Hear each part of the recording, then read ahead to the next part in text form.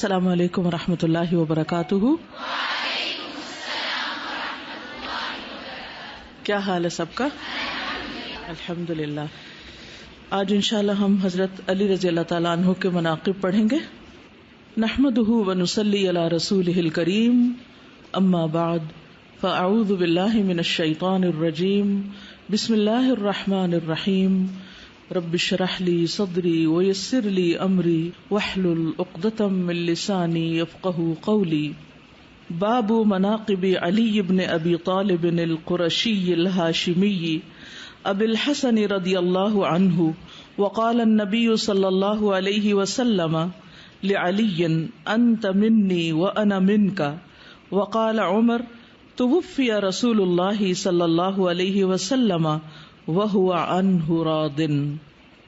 علی بن ابی طالب قرشی یعنی قریشی ہاشمی، ان کے مناقب، فضائل، فضیلت، جن کی کنیت ابو الحسن تھی، رضی اللہ عنہ. وقال النبی صلی اللہ علیہ وسلم، اور نبی صلی اللہ علیہ وسلم نے فرمایا، لعلی حضرت علی کو، انت منی وانا منک، تم مجھ سے ہو اور میں تم سے ہوں، یعنی ہمارا گہرا قریبی تعلق ہے.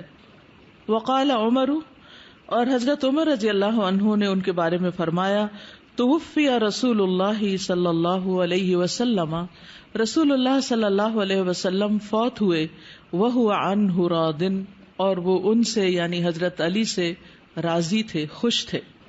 تو اس سے حضرت علی رضی اللہ عنہ کی فضیلت کا پتہ چلتا ہے کہ آپ صلی اللہ علیہ وسلم کو ان سے کتنا گہرا تعلق تھا، آپ ان سے کتنی محبت کرتے تھے، اور جب آپ دنیا سے رخصت ہوئے تو اس وقت بھی آپ ان سے راضی تھے. حدیث ہے، حدثنا قتیبۃ بن سعید. امام بخاری کہتے ہیں کہ ہم سے قتیبہ بن سعید نے حدیث روایت کی ہے. ان کی کنیت ابو رجاء ہے. ابو رجاء الثقفی، آزاد کردہ غلام ہے. وہ کہتے ہیں، حدثنا عبد العزیز عن ابی حازم عن سہل بن سعد رضی اللہ عنہ. حدیث کے راوی صحابہ میں سے سہل بن سعد ہیں، اللہ ان سے راضی ہو. ان رسول اللہ صلی اللہ علیہ وسلم قال، کہ رسول اللہ صلی اللہ علیہ وسلم نے فرمایا، لأعطین الرایۃ غدا رجلا یفتح اللہ علی یدیہ. لأعطین، البتہ میں ضرور دوں گا، عطا کروں گا، الرایۃ جھنڈا، غدن کل، رجلا ایک ایسے شخص کو، یفتح اللہ فتح کر دے گا اللہ، علی یدیہ اس کے ہاتھوں پر، یعنی خیبر کو. قال، کہتے ہیں راوی، فبات الناس یدوکون لیلتہم، تو رات گزاری لوگوں نے سوچتے ہوئے، یدوکون سوچتے ہوئے، غور و فکر کرتے ہوئے، لیلتہم اپنی رات کو، ایہم یعطاہا کہ کون سا ان میں سے دیا جائے گا اس جھنڈے کو، یہ جھنڈا کس کو ملے گا، اور پھر اس کے ہاتھوں یہ علاقہ فتح بھی ہوگا. تو یہ بہت بڑی خوشخبری تھی اور زبردست پیشن گوئی تھی. تو لوگ قیاس آرائیاں کرنے لگے، سوچنے لگے، اس بات کا انتظار کرنے لگے اور تمنا کرنے لگے کہ یہ جھنڈا انہیں دیا جائے. فلما اصبح الناس، پھر جب لوگوں نے صبح کی، غدوا علی رسول اللہ صلی اللہ علیہ وسلم کلہم یرجون یعطاہا، تو وہ رسول اللہ صلی اللہ علیہ وسلم کے پاس حاضر ہوئے، آپ کی خدمت میں. سب کے سب امید رکھ رہے تھے کہ وہ جھنڈا ان کو ملے گا، ہر ایک کو یہ امید تھی کہ وہ جھنڈا اس کے ہاتھ میں دیا جائے گا. فقال این علی بن ابی طالب، آپ نے پوچھا علی بن ابی طالب کہاں ہے، یعنی جو حاضر ہوئے ان میں سے تو کسی کو نہیں ملا، لیکن آپ نے حضرت علی کے بارے میں پوچھا. فقالوا یشتکی عینیہ یا رسول اللہ، انہوں نے کہا، اے اللہ کے رسول صلی اللہ علیہ وسلم، وہ اپنی دونوں آنکھوں کی شکایت کرتے ہیں، یعنی ان کی آنکھوں میں کچھ تکلیف ہو گئی ہے، ان کی آنکھیں دکھ رہی ہیں. قال، فرمایا نبی صلی اللہ علیہ وسلم نے، فارسلوا الیہ، تو ان کو بلا بھیجو میری طرف. فاتونی بہ، پس میرے پاس لے آؤ اس کو. فلما جاء، پھر جب وہ آ گئے یعنی حضرت علی، بصق فی عینیہ، تو آپ نے لعاب دہن لگایا ان کی دونوں آنکھوں میں. ودعا لہ، اور ان کے لیے دعا کی. فبرأ، تو وہ تندرست ہو گئے، ٹھیک ہو گئے. حتی کأن لم یکن بہ وجع، گویا کہ ان کو کوئی تکلیف ہی نہ تھی، ان کی آنکھیں ایسی ہو گئی جیسے کوئی تکلیف ہی نہ ہو. فأعطاہ الرایۃ، تو آپ نے جھنڈا ان کو عطا فرمایا. فقال علی، تو حضرت علی نے کہا یا رسول اللہ، اے اللہ کے رسول صلی اللہ علیہ وسلم، فاقاتلہم، تو میں ان سے جنگ کروں، حتی یکونوا مثلنا، یہاں تک کہ وہ ہم جیسے ہو جائیں، یعنی مسلمان ہو جائیں. یعنی آپ کیا چاہتے ہیں کہ میں جا کر ان سے لڑائی کروں یہاں تک کہ وہ مسلمان ہو جائیں. فقال انفذ علی رسلک، تو آپ نے فرمایا ابھی آہستہ آہستہ چلو، یعنی آہستہ آہستہ جاؤ. حتی تنزل بساحتہم، یہاں تک کہ تم ان کے میدان میں جا اترو، یعنی ان کے علاقے میں پہنچ جاؤ. ثم ادعوہم الی الاسلام، پھر انہیں اسلام کی طرف دعوت دو. وَأَخْبِرْهُمْ، اور انہیں خبر دو، بما یجب علیہم، جو بھی ان پر واجب ہے، لازم ہے، فرض ہے، من حق اللہ فیہ، اللہ کے حق میں سے اس میں. فواللہ لأن یہدی اللہ بک، پس اللہ کی قسم کہ ہدایت دے اللہ تمہارے ذریعے، رجلا واحدا، کسی ایک شخص کو، خیر لک، یہ بہتر ہے تمہارے لیے، من ان، اس سے کہ یکون ہو، لکا، تمہارے لیے، حمر النعم، سرخ سرخ اونٹ، یعنی سرخ اونٹوں سے زیادہ قیمتی ہے تمہارے لیے، تمہارے فائدے میں، تمہارے حق میں، کہ تم ایک شخص کو ہدایت دے دو، یعنی تمہاری دعوت سے کوئی ایک شخص مسلمان ہو جائے. تو اس حدیث سے بھی ہمیں بہت سی باتیں پتہ چل رہی ہیں. اس کی مزید وضاحت جو ہے وہ اگلی حدیث میں ہوگی، تو انشاءاللہ پہلے وہ پڑھتے ہیں پھر کچھ بات کریں گے. حدثنا قتيبة حدثنا حاتم عن يزيد بن ابي عبيد عن سلمة قال كان علي قد تخلف عن النبي صلى الله عليه وسلم في خيبر وكان به رمد. یہ حدیث جو ہے یہ سلمہ بن اکوع نے روایت کی ہے، پچھلی جو تھی وہ سہل بن سعد نے کی تھی. تو سلمہ کہتے ہیں کانا تھے، علی رضی اللہ عنہ، قد تخلف، پیچھے رہ گئے، عن النبی صلی اللہ علیہ وسلم، نبی صلی اللہ علیہ وسلم کے، فی خیبر، غزوہ خیبر کے موقع پر، وکان بہ رمد، اور ان کی آنکھوں میں تکلیف تھی، یعنی آنکھیں دکھ رہی تھی، آشوب چشم تھی. فقال، تو وہ کہنے لگے حضرت علی، انا اتخلف عن رسول اللہ صلی اللہ علیہ وسلم، کیا میں رسول اللہ صلی اللہ علیہ وسلم سے پیچھے رہ جاؤں؟ یہ تو کوئی اچھی بات نہیں، میں پیچھے نہیں رہتا. فخرج علی، تو حضرت علی نکل پڑے. فلحق بالنبی صلی اللہ علیہ وسلم، تو وہ نبی صلی اللہ علیہ وسلم سے جا ملے. فلما کان مساء اللیلۃ، تو جب اس رات کی شام تھی، التی فتحها اللہ فی صباحها، جس کی صبح میں اللہ نے فتح عطا کی. قال رسول اللہ صلی اللہ علیہ وسلم، اس شام کو رسول اللہ صلی اللہ علیہ وسلم نے فرمایا، لأعطین الرایۃ، میں ضرور دوں گا جھنڈا، او لیأخذن الرایۃ، یا ضرور لے گا جھنڈا، غدن، کل، رجل، ایک ایسا شخص، یحبہ اللہ ورسولہ، جس سے اللہ اور اس کا رسول محبت کرتے ہیں. او قال، یا یوں فرمایا، یحب اللہ ورسولہ، وہ محبت کرتا ہے اللہ اور اس کے رسول سے. وہاں یحبہ اللہ، اللہ پہ پیش ہے، فاعل ہے، اللہ محبت کرتا ہے، اور یہاں یحب اللہ، اللہ پر زبر ہے جو مفعول بن جاتا ہے، یعنی وہ اللہ سے محبت رکھتے ہیں. یفتح اللہ علیہ، اللہ تعالی اس کے ہاتھوں فتح عطا فرمائے گا. فَإِذَا نَحْنُ بِعَلِيٍّ، تو ہم نے دیکھا کہ وہ علی ہیں. وَمَا نَرْجُوهُ، اور ہمیں ان کی امید نہ تھی کہ وہ بھی آ جائیں گے. فَقَالُوا، تو لوگوں نے کہا، هَذَا عَلِيٌّ، یہ ہیں علی. فَآتَاهُ رسول اللہ صلی اللہ علیہ وسلم، تو رسول اللہ صلی اللہ علیہ وسلم نے ان کو جھنڈا عطا کیا. فَفَتَحَ اللَّهُ عَلَيْهِ، تو اللہ نے ان کے ہاتھ خیبر فتح کرا دیا. تو یہ دونوں احادیث کمپلیمنٹری ہیں، ایک دوسرے کی ان حصوں کی تکمیل کرتی ہیں جس کی کسی ایک میں کمی ہے. تو دونوں کو پڑھ کر بات زیادہ سمجھ میں آتی ہے. اس میں آپ دیکھیے کہ رسول اللہ صلی اللہ علیہ وسلم جنگ کے لیے نکل رہے ہیں، آپ لوگوں کو بلاتے ہیں، لوگ آپ کے ساتھ چل پڑتے ہیں، آپ لوگوں پر لازم نہیں کرتے، صرف ان کو ابھارتے ہیں. حضرت علی رضی اللہ عنہ جو ہیں وہ بیمار ہیں، جانے کی سکت نہیں رکھتے، نبی صلی اللہ علیہ وسلم ان کو پیچھے چھوڑ جاتے ہیں اور جب وہ چلے جاتے ہیں تو حضرت علی رضی اللہ تعالیٰ عنہ سوچتے ہیں کہ پیچھے رہ کے کیا کروں گا، میں بھی چلتا ہوں. اب یہ فیصلہ جو ایک مشکل وقت کا فیصلہ تھا، یعنی بہت مشکل فیصلہ تھا، یعنی بیماری کی حالت میں انسان کا کیا دل چاہتا ہے کہ سب چلے جاؤ اور میں آرام سے سو جاؤں. کبھی ایسا ہوتا نا کہ عید کا دن ہی ہو، مثلاً کوئی اور ایسا موقع ہو کہ سب کہیں جا رہے ہوں، آپ کیا چاہتے ہیں اس وقت کہ سب چلے جائیں، چاہے وہ مسجد ہی جا رہے ہوں یا نماز کے لیے جا رہے ہوں، تو آپ آرام کر لیں تاکہ آپ ٹھیک ہو جائیں. حضرت علی رضی اللہ تعالیٰ عنہ نے اس موقع پر پہلے تو یہی سوچا کہ میں کچھ آرام کر لوں، لیکن پھر ان کا دل نہیں مانا اور وہ اٹھ کے چل دیے. تو یاد رکھیے جو کام جتنی مشکل سے ہوتا ہے، جتنی تکلیف سے ہوتا ہے، اس کا اجر بھی بہت بڑا ہوتا ہے اور اس کے ذریعے کامیابیاں بھی بہت ملتی ہیں. کبھی اپنے نفس کے خلاف جا کر دیکھا کیجئے اور آپ دیکھیں گے کہ اللہ سبحانہ و تعالیٰ آپ کی اس چھوٹی سی کوشش میں بھی بہت بڑی برکت پیدا کر دے گا. اور ایسے بہت سے واقعات آپ کی زندگی میں بھی ہوں گے یا اپنے آس پاس دیکھے ہوں گے. ابھی میں کلاس کے لیے آ رہی تھی تو تھوڑی دیر پہلے کسی کا فون آیا. ہمارے پچھلے انگلش بیچ میں ایک بچی پڑھتی تھی مریم، تو ان کے والد کا پچھلے جمعہ کو انتقال ہوا. تو ان کی والدہ نے کوئی مسئلہ پوچھنا تھا، تو کہنے لگی کہ میرے شوہر بس میڈیسن پر تو تھے ہی، لیکن نارمل اپنے کام کاج کرتے تھے، اور جمعے کی صبح کو اٹھے ہیں اور انہیں تھوڑی تکلیف ہوئی ہے، بخار سا ہے. مسجد میں گئے ہیں، اشراق پڑھ کر ہی واپس لوٹے ہیں، آ کر تھوڑا ناشتہ کیا، پھر تھوڑا آرام کیا ہے، پھر اٹھے ہیں تو بخار اور ہو گیا تھا. پھر اس کے بعد وہ کہتے ہیں کہ کچھ کام ہے گھر کے، میں وہ کر لوں. تو ہم نے منع کیا کہ کام ہو جائیں گے، آپ آرام کریں. کہنے لگے میں دوا کھا کے چلا جاتا ہوں.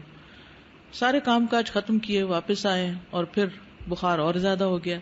بہرحال جمعے کی نماز کا وقت ہوا ہے اور اتنے میں دوسرے بہن بھائی بھی آ گئے ہیں کہ آپ کو ہاسپٹل لے کے چلتے ہیں. کہتے انہوں نے اتنی ضد کی کہ مجھے پہلے جمعہ پڑھنا ہے، بعد میں ہاسپٹل جاؤں گا. کہتے کہ وہ ان کے بھائی کہہ رہے تھے کہ ہم سوچ رہے تھے کہ ان کو باندھ کے کسی طرح گاڑی میں ڈال کے لے جائیں، ان کی طبیعت ٹھیک نہیں ہے، لیکن یہ مان نہیں رہے. لیکن انہوں نے کہا نہیں، پہلے جمعہ پھر ہسپتال، پہلے جمعہ پھر ہسپتال. کہتے آخر ہم سب نے ہار مان لی اور بخار سے تپ رہے تھے. اسی حالت میں مسجد لے گئے ان کو، اور مسجد میں جا کر کرسی پہ بیٹھ گئے. خطبہ شروع ہوا ہے اور کرسی پہ بیٹھے بیٹھے تھوڑی دیر میں خطبے کے دوران سر نیچے کر لیا اور نیچے کرتے گئے ہیں اور روح پرواز کر گئی. اب آپ دیکھیے کہ یہ بھی اللہ کی توفیق سے ہوتا ہے نا. یعنی وضو کی حالت میں مسجد، خطبہ ہو رہا ہے اور بندہ بخار سے تپ رہا ہے.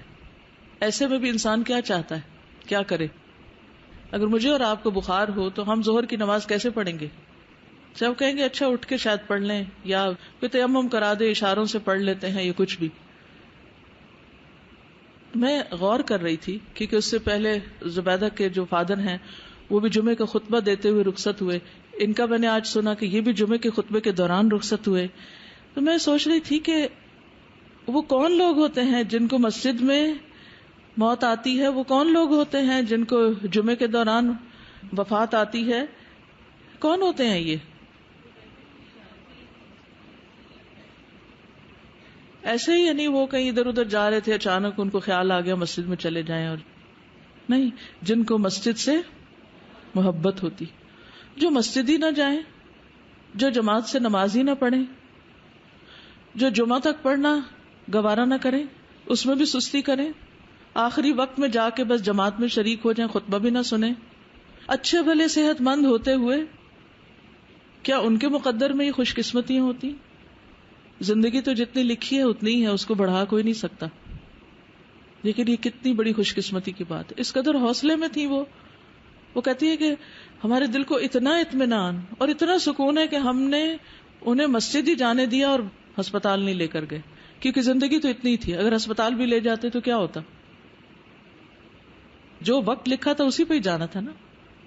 تو ہم سب کو بھی عام حالات میں تو ٹھیک ہے، ہم جیسی بھی کوشش کرتے ہیں، لیکن غیر معمولی حالات میں ہم سب کچھ نہ کچھ کوتاہی کر جاتے ہیں. تو جس وقت کوئی تکلیف بھی ہو، کوئی پریشانی بھی ہو، اس وقت بھی ہمت کر کے اٹھ جایا کریں اور اللہ کی عبادت میں کوتاہی نہ کریں. ہمیں کیا معلوم یہ ہماری آخری نماز ہو، یہ ہماری زندگی کا آخری دن ہو، یہ ہمارا آخری کام ہو، ہمیں نہیں معلوم. لیکن جن کاموں سے ہمیں محبت ہے، جن جگہوں سے ہمیں محبت ہے، جس چیز کا شوق ہے، جن لوگوں سے ہمیں محبت ہے، پھر انسان انہی کے ساتھ ہوتا ہے. یہ واقعہ تو آپ میں سے ہر ایک نے پڑھا ہوا ہے، لیکن بخاری پڑھنے کا فائدہ یہ ہوتا ہے کہ ذرا ڈیٹیلز پتہ چل جاتی ہیں کہ یہ حدیث برخلاف 20-30 دفعہ تو آپ نے سنی ہوگی کم از کم بھی، کہ تمہارے ذریعے ایک شخص ہدایت پا جائے تمہارے لیے سرخ اونٹوں سے زیادہ قیمتی. لیکن کس موقع پر کہا، کہاں کہا، پیچھے کیا تاریخ تھی، یہ ہمیں نہیں معلوم ہوتا. تو اس طرح یہ پتہ چلتا ہے کہ یہ موقع تھا اور یہ جگہ تھی. اور اس میں بھی آپ دیکھیں کہ حضرت علی رضی اللہ تعالیٰ عنہ جب اس حال میں بھی چل پڑتے ہیں تو اللہ سبحانہ و تعالیٰ انہیں شفا بھی دیتے ہیں. نبی صلی اللہ علیہ وسلم نے دعا دی ہوگی آپ کو، لعاب لگایا، آپ ٹھیک ہو گئے. آپ نہ صرف یہ کہ اس جنگ میں شریک ہوئے بلکہ اس کے قائد بنے، جبکہ سارے لوگ جو پہلے سے گئے ہوئے تھے ان کی تمنا تھی کہ جھنڈا ان کو ملے، لیکن اللہ سبحانہ و تعالیٰ کی مرضی کچھ اور تھی. بہرحال آپ نے ایک اور بات یہ فرمائی کہ اللہ اور اس کا رسول اس سے محبت کرتے ہیں. تو جب اللہ تعالیٰ کسی سے محبت کرے اور اللہ کے رسول کسی سے محبت کریں تو پھر اس شخص کے لیے خیر ہی خیر ہوگی، پھر اس کے لیے نیکیوں کے دروازے کھل جائیں گے. اور دوسری روایت میں آتا ہے کہ وہ اللہ اور اس کے رسول سے محبت کرتے ہیں. تو جب ہم اللہ اور اس کے رسول سے ہر چیز سے بڑھ کر محبت کریں تو یہ بھی ہماری خوش قسمتی کی علامت ہے کہ ہمارے لیے خیر اور بھلائی کے دروازے کھل جائیں. اور پھر جھنڈا لینے کے بعد آپ دیکھیے وہ یہ نہیں کہ اتنے ایکسائٹیڈ ہوں کہ بھول ہی جائیں کہ وہ کدھر جا رہے ہیں اور انہیں کرنا کیا ہے. فوراً انسٹرکشنز لیتے ہیں، مجھے کرنا کیا ہے، کیا مجھے اسٹریٹ اوے جا کے جنگ کرنی ہے ان سے؟ تو آپ صلی اللہ علیہ وسلم ان کو طریقہ بتا دیتے ہیں کہ ابھی تم آہستہ آہستہ چلو، اور پھر جب پہنچ جاؤ تو سب سے پہلے ان کو اسلام کی دعوت دینا. اس سے ایک بہت اہم بات پتہ چلتی ہے کہ اسلام میں جنگ کسی دنیاوی فائدے کے لیے نہیں ہوتی، اور لوگوں کو مارنے سے زیادہ یہ بات عزیز ہوتی ہے کہ ان کو اسلام کی طرف بلایا جائے. اور پھر یہ بھی بتا دیا گیا کہ اگر ایک شخص بھی ہدایت پا گیا تو وہ تمہارے لیے کہیں زیادہ قیمتی ہے، کہیں زیادہ فائدہ مند ہے. دوسری روایت میں 100 اونٹوں کا ذکر آتا ہے، 100 سرخ اونٹوں سے بھی زیادہ قیمتی ہے.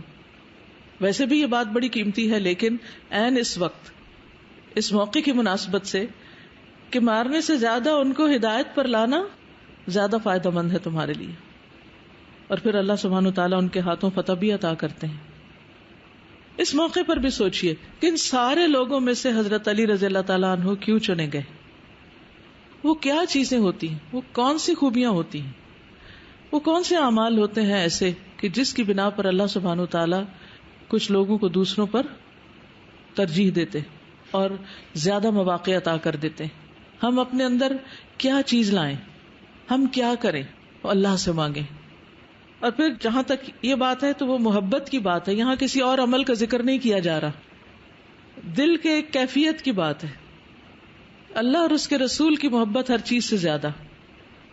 تو اس سے یہ پتہ چلتا ہے کہ جو ایمان ہے اور اللہ کی محبت ہے، جب اللہ سے محبت ہر چیز سے بڑھ کر ہوگی تو پھر ہر کام بھی تو اللہ ہی کے لیے ہوگا نا، کیونکہ ہمیں جس سے محبت ہوتی ہے ہم اس کو خوش کرنے کے لیے بہت کچھ کرتے رہتے ہیں. تو جب ہماری محبت اللہ سے ہوگی ہر چیز سے بڑھ کر تو پھر ہمارا ہر کام بھی اللہ کے لیے ہوگا. اب کوئی بات آپ کو کہنی ہے تو کہہ دیجیے، ورنہ میں آگے چلوں گی. آپ کو کیا سمجھ آئے؟ حضرت علی رضی اللہ عنہ کی شخصیت سے کیا چیز سمجھ آئی اور نبی صلی اللہ علیہ وسلم کا ان سے کیسا تعلق تھا؟ جی استاذہ، جب یہ آیت اتری تھی کہ وَأَنذِرْ عَشِيرَتَكَ الْأَقْرَبِينَ، تو آپ صلی اللہ علیہ وسلم نے اپنے خاندان والوں کی دعوت کی تھی اور سب لوگ آئے. تو آپ صلی اللہ علیہ وسلم نے جب دین کی دعوت دی تو کسی نے کوئی خاص ری ایکشن شو نہیں کیا تھا. تو تب بھی علی رضی اللہ تعالیٰ عنہ نے کہا تھا کہ اگرچہ میں چھوٹا سا ہوں اور میری ٹانگیں پتلی ہیں، اور تب بھی کہا تھا میری آنکھیں دکھتی ہیں، لیکن میں پھر بھی آپ کا ساتھ دوں گا. تو یہ چیز شاید ان کی بچپن سے بلڈ ہو رہی تھی. تیسری بار بھی جی، یعنی وہ بار بار آپ نے جب پوچھا تو حضرت علی ہی بار بار اٹھے. تو اس سے یہ پتہ چلتا ہے کہ دین کی راہ میں جب سبقت کرتا ہے انسان، آگے بڑھتا ہے، چاہے اس کے پاس وسائل نہ بھی ہوں، آپ بیمار بھی ہوں، آپ کمزور بھی ہوں، آپ عمر میں چھوٹے بھی ہوں، اصل چیز کیا ہے کہ کس کے اندر آگے بڑھنے کا کتنا شوق اور جذبہ ہے. السلام علیکم. یہاں میں نے یہ سیکھا کہ حالات جیسے بھی ہوں ہمیں بالکل بھی مایوس نہیں ہونا چاہیے، بلکہ اپنے آپ کو اور زیادہ پر امید رکھنا چاہیے، پر امنگ کرنا چاہیے کہ ہمیں کام کرنا ہے، آگے بڑھ کے دین کے لیے بہت کچھ کرنا ہے. جس طرح سے حضرت علی دیکھے، انہیں تکلیف تھی آنکھوں کی، انہوں نے اپنی تکلیف کو نہیں دیکھا، سوچ لیا کہ میں پیچھے رہ کر میں کیا کروں گا، مجھے آگے بڑھنا ہے، مجھے کام کرنا ہے. اور پھر وہ امیر بھی بن گئے، قافلے کے ساتھ جا بھی ملے، اور پھر اس جنگ کے اندر انہوں نے خیبر کا قلعہ بھی فتح کیا. کس قدر بہترین بات، سوچنے کے لیے ہمارے لیے بہت کچھ. یعنی ہم یہی دیکھتے رہتے ہیں ہمارے پاس یہ وسائل بھی نہیں، ہمارے پاس یہ بھی نہیں، ہمارے پاس یہ بھی نہیں، ہم کیا کر سکتے ہیں؟ تو کامیابی صرف وسائل کے ساتھ نہیں ہوتی، اس کے لیے وسائل سے زیادہ کچھ اور چاہیے ہوتا ہے. السلام علیکم استاذہ. آپ صلی اللہ علیہ وسلم حضرت علی سے کہہ رہے تھے نا کہ میری تم سے ایسے نسبت ہے جیسے موسیٰ کی ہارون سے تھی. اور ایک اہم بات جو میں نے اس حدیث سے لی ہے کہ جب آپ صلی اللہ علیہ وسلم نے ان کو جھنڈا دیا تو وہ جنگ کے اصول سے پتہ چلتے ہیں کہ آپ امیر سے مطلب انہوں نے ان کو ہدایات دی اور دین انہوں نے وہ جنگ کے لیے آگے بڑھے. اس میں مجھے 2 پوائنٹ اچھے لگے. ایک یہ کہ رسول صلی اللہ علیہ وسلم ابھارتے تھے غور و فکر کے لیے، مطلب ایک دم نہیں بتا دی کہ جھنڈا کس کو ملے گا، پہلے سوچنے دیا، لوگوں کو سسپینس میں رکھا، اور باقی سب کی نیت اور جذبہ جو ہے ان کا اجر اس کا مل گیا ہوگا. اور دوسرا پوائنٹ مجھے یہ اچھا لگا کہ جو چیز مطلب اللہ تعالیٰ نے خیر آپ کی قسمت میں لکھی ہے نا وہ آپ کو مل جاتی ہے. جیسے یہ پوائنٹ ہے کہ اتفاق سے حضرت علی آگے، حالانکہ ان کے آنے کی ہمیں امید نہ تھی، مطلب وہ ان کی قسمت میں تھی، ان کو مل گیا. صحیح. نیکسٹ حدیث ہے حدثنا عبد اللہ بن مسلمۃ حدثنا عبد العزیز بن ابی حازم عن ابیہ ان رجلا جاء الى سہل بن سعد. امام بخاری کہتے ہیں کہ ہم سے عبداللہ بن مسلمہ نے حدیث بیان کی. قعنبی کئی دفعہ ان کا ذکر گزر چکا ہے. اور پھر ایک شخص سہل بن سعد جو صحابی ہیں ان کے پاس آیا. سہل بن سعد صحابی ہیں جن کے پاس ایک شخص ہے، نام نہیں معلوم. فقال کہا ھذا فلان، یہ فلاں شخص، لامیر المدینہ، مدینہ کے امیر کی طرف اشارہ تھا. اشارہ ہے مروان کی طرف جو ان دنوں مدینہ کا گورنر تھا. یدعو علیا عند المنبر، وہ ممبر پر بیٹھ کر حضرت علی کو پکارتا ہے، یعنی ان کا اچھا ذکر نہیں کرتا. قال کہا فیقول ماذا، کیا کہتا ہے؟ قال یقول له ابو تراب، تو اس شخص نے کہا کہ وہ ان کو ابو تراب کہتا ہے. فضحک، تو سہل ہنس پڑے. ابو تراب کا کیا مطلب ہے؟ مٹی کا، مٹی والے. وقال، اور کہا واللہ، یہ سہل کہتے ہیں واللہ ما سماہ الا النبی صلی اللہ علیہ وسلم، اللہ کی قسم نہیں نام رکھا ان کا یہ مگر نبی صلی اللہ علیہ وسلم نے خود ہی. وما کان له اسم احب الیہ منہ، اور ان کے نزدیک یعنی حضرت علی کے نزدیک اس سے بڑھ کر عزیز کوئی اور نام نہ تھا. یعنی حضرت علی کو اپنا یہ نام بہت ہی پیارا تھا. تو کیا ہوا، مروان جو کہتا ہے، جیسے وہ ابو لہب کی بیوی نے کہا تھا نا مزمم، تو آپ نے فرمایا میں تو محمد ہوں. فاستطعمت الحدیث سہلا، تو وہ کہتے ہیں کہ پھر میں نے امید رکھی کہ حدیث بیان کریں سہل. سہل سے درخواست کی کہ حدیث بتائیں، اس کے پیچھے کیا حکمت تھی، کیا کہانی تھی کہ آپ کا نام ابو تراب نبی صلی اللہ علیہ وسلم نے رکھا. وقلت، اور میں نے کہا یا ابا عباس کیفا، میں نے کہا ابو عباس یہ کیسے ہوا. ابو عباس کون ہے؟ سہل بن سعد. قال دخل علی علی فاطمہ، وہ کہتے ہیں کہ حضرت علی حضرت فاطمہ پر داخل ہوئے، یعنی گھر میں گئے. ثم خرج، پھر نکل گئے. گھر میں آئے، کچھ تکرار ہوئی تو گھر سے باہر چلے گئے. فاستجع فی المسجد، تو مسجد میں جا کے لیٹ گئے. فقال النبی صلی اللہ علیہ وسلم، تو نبی صلی اللہ علیہ وسلم نے پوچھا این ابن عمکی، تمہارے چچا کا بیٹا کہاں ہے. حالانکہ حضرت علی نبی صلی اللہ علیہ وسلم کے چچا کے بیٹے تھے. حضرت فاطمہ کے ایک طرح سے دادا ہوتے ہیں، یعنی کہ ام جو ہیں ابو طالب. ٹھیک، تو یہاں پر ابن عمک. قالت فی المسجد، یعنی تمہارے کزن کہاں ہے جیسے کہا جاتا ہے. قالت کہنے لگی فی المسجد، مسجد میں. فخرج الیہ، تو وہ ان کی طرف نکلے. کون؟ نبی صلی اللہ علیہ وسلم. یہ خود تشریف لے گئے. فوجد رداءہ قد سقط عن ظہرہ، آپ نے دیکھا کہ ان کی کمر سے چادر گری ہوئی ہے. لیٹ گئے تھے اور پھر سو گئے ہوں گے، تو بہرحال چادر ہٹ گئی. وخلص التراب الی ظہرہ، اور مٹی آپ کی پشت کو یا کمر کو لگ گئی تھی. فجعل یمسح التراب عن ظہرہ، تو نبی صلی اللہ علیہ وسلم آپ کی پیٹھ سے، آپ کی کمر سے مٹی پوچھنے لگے اپنے ہاتھوں سے. فیقول، پھر فرماتے اجلس یا ابا تراب، اے ابو تراب اٹھ کے بیٹھو. تو یہ ہے پیچھے قصہ آپ کی اس کنیت کا کہ آپ کو ابو تراب کیوں کہا گیا، حالانکہ آپ کو ابو الحسن بھی کہا جاتا تھا. تو بہرحال اس سے یہ پتہ چلتا ہے کہ حضرت علی رضی اللہ عنہ رسول اللہ صلی اللہ علیہ وسلم کو کتنے عزیز تھے. ایک اور بات بھی اس سے پتہ چلتی ہے، وہ یہ کہ حضرت علی آپ کے داماد بھی تھے اور وہ آپ کی بیٹی سے ناراض ہو کر گھر سے گئے تھے. اگر کوئی اور باپ ہوتا تو وہ کیا کرتا؟ کس کا ساتھ دیتا؟ بیٹی کا. تو جو لوگ بچوں کے جھگڑے میں اپنی بیٹی یا بیٹے کا ساتھ دیتے ہیں، چھوٹے موٹے جھگڑوں میں، کوئی بڑے مشکل مسئلہ ہو وہ تو اپنی جگہ ہے، چھوٹی موٹی باتوں میں جو عام طور پر ڈیلی بیسس پر اچانک ہی کوئی چیز، کسی چیز پر اختلاف ہوتا ہے، کوئی آرگیومنٹ شروع ہو جاتی ہے، وقتی طور پر انسان کو غصہ آ جاتا ہے، وہ بول چال تھوڑی سی بند ہو جاتی، تو اس میں جو اپنی بیٹی کا ساتھ دے وہ دراصل اپنی بیٹی کا ہی نقصان کرتا ہے. ایسے مواقع پر چاہے قصور دوسرے فریق کا ہو، اسی کو توجہ دینی چاہیے، اسی کو سپورٹ کرنا چاہیے، اس کا حوصلہ ہمت بڑھانی چاہیے، اس کو اعتماد دینا چاہیے، اس کو محبت دینی چاہیے، اس کی کیئر کرنی چاہیے، کیونکہ شیطان کو یہیں سے بدگمانیاں پیدا کرنے کا موقع ملتا ہے.